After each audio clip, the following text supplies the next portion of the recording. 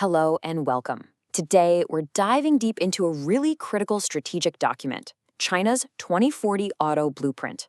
Now, this isn't just some run-of-the-mill industry report. Think of it as a detailed playbook for achieving global leadership in the auto industry. We're going to break down its core logic, from the huge 30,000-foot vision all the way down to the specific engineering targets that are going to shape the next 20 years. All right, so here's our game plan. First, we'll tackle the big picture, the 2040 vision. Then, we're going to look at where things stand right now, the wins and some surprising new problems. After that, we'll map out the step-by-step path to 2040, look at the 5 core technologies making it happen, and finally, we'll get to the real endgame, this idea of the car as part of a massive ecosystem. So let's start with that vision. And it's really important to get this from the get-go. This whole plan isn't just about making cars that use a little less energy. No, this is laid out as a strategic blueprint for absolute global industry dominance.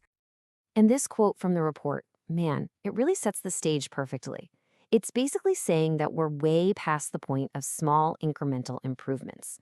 The ability to master energy efficiency, that is now the central battleground for who controls the future of the car market. The stakes, they could not be higher. So how are they planning to do it? Well, the whole strategy really rests on 2 powerful ideas working at the same time. The first is what they call high-efficiency design, which is all about perfecting the car itself, both the physical hardware and the software that runs it. But then there's the second driver, deep intelligence, and that's about connecting that car to a much bigger world. Think energy grids, traffic systems, and AI. This 2-track approach is absolutely key to the whole thing. And when you put those 2 drivers together, you end up with 3 big takeaways from the report. First, the plan isn't vague. It's a super clearly defined path with concrete goals. Second, you can't win with just one or the other. Hardware and software have to advance together, like a twin-engine jet. And third, the finish line isn't a perfect car, it's a perfectly managed ecosystem of cars. Okay, so to really get where this roadmap is headed, we first have to take a hard look at where things are right now. And the analysis shows this really interesting picture. On one hand, you have these huge technological wins, but on the other, you have these brand new paradoxes that are actually threatening to slow everything down. So, let's talk about the wins, because they are impressive. Take lightweighting. The last roadmap had a goal to reduce the lightweighting coefficient by 15%.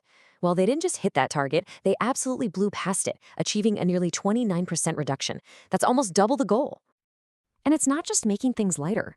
Look at heat pumps, which are a huge deal for making EVs practical in the winter. They're now delivering over 35% in energy savings in the cold.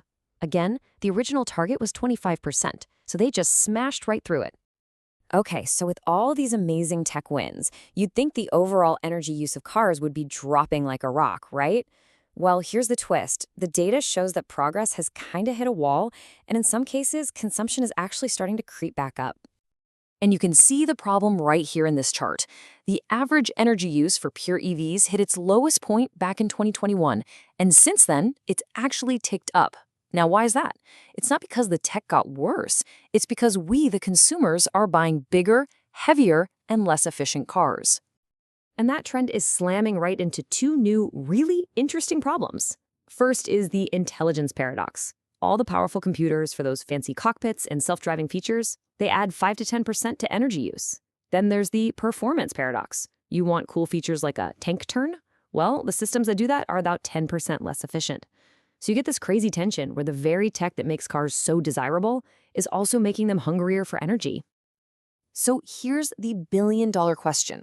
How does this 2040 plan propose to solve these paradoxes and get that energy use trend moving down again? Well, the answer is a super carefully planned, data-heavy path forward, with really aggressive goals set for each stage. They've broken the whole thing down into 3 distinct 5-year chunks. By 2030, the big push is to master how all the physical parts of the car work together. By 2035, the goal is to have major breakthroughs in smart controls, basically fusing the brains of the car with its energy systems. And then for 2040, the final leap is mastering how multiple vehicles can coordinate with each other. And listen, these aren't just some vague, nice-to-have ideas. The roadmap sets hard, quantitative targets for every single type of car. Let's just take your typical A-Class EV. Right now, the best ones are around 11 kilowatt hours per 100 kilometers. The target is to get that under 10 by 2030, then down to 9.5, and finally to 9.2 by 2040. That's a huge drop, almost 20% from where the best cars are today. So, how in the world are they actually going to hit those numbers? It seems incredibly ambitious, right? Well, the entire plan is built on top of 5 core pillars of technology. You can think of it as their complete engineering toolkit for the future. And these 5 areas cover, well, pretty much everything. It's a holistic approach. It starts with the absolute fundamentals of physics, making the car lighter, more slippery through the air, and reducing friction. From there, it moves up to optimizing complex systems like how the car heats and cools itself. And then at the very top, you have the brain of the operation, integrated energy management. And when you look at the hardware goals, they are not messing around. They want to cut another 30% from the lightweighting coefficient by 2040. And in aerodynamics, they're targeting a drag coefficient of 0.18 for sedans by 2030. Just to put that into perspective for you, the most aerodynamic production cars in the world right now are barely breaking the 0.20 barrier. So 0.18, that is a massive engineering challenge. But honestly, the real game changer in all of this is how energy management is going to evolve. The plan sees it happening in 3 big steps. First, by 2030, you get predictive control. The car uses maps and traffic data to plan ahead, which could save 5 to 15%. Next up, coordinated control, where all the car systems work together, saving another 7 to 20%. And the final step, by 2040, is full vehicle road cloud integration, where you're optimizing the entire traffic network for another 10 to 14% gain. And that final, incredibly powerful step in energy management, well, that brings us to the ultimate vision of this entire roadmap. It's the true endgame for what a car is supposed to be in the next era. You see, the end of this road isn't about perfecting the vehicle itself.